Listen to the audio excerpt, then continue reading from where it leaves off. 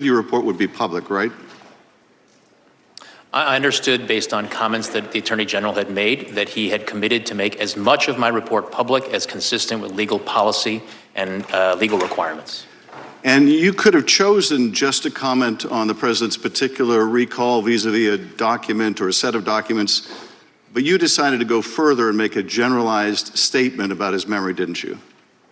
Congressman, I could have written my report theoretically in a way that omitted references to the president's memory, but that would have been an incomplete and improper report, and that it did not reflect my analysis. You could have written your report with comments about his specific recollection as to documents or a set of documents, but you chose a general pejorative reference to the president.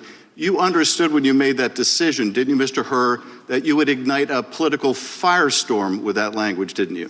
Congressman, politics played no part whatsoever in my investigative steps. But you understood nevertheless, didn't you, Mr. Hur? Mr. Hur, you cannot tell me you're so naive as to think your words would not have created a political firestorm. You understood that, didn't you, when you wrote those words, when you decided to include those words, when you decided to go beyond specific references to documents? You understood how they would be manipulated by my colleagues here on the GOP side of the aisle and by President Trump. You understood that, did you not? Congressman, what I understood is the regulations that govern my conduct as special counsel. Congressman, I do not have the Trump indictment in front of me, but I need to address something that you said in your prior question. What you are suggesting is that I needed to provide a different version of my report that would be fit for public release.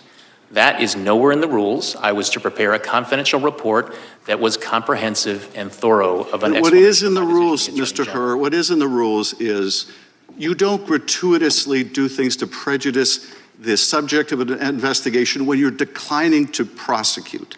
You don't gratuitously add language that you know will be useful in a political campaign.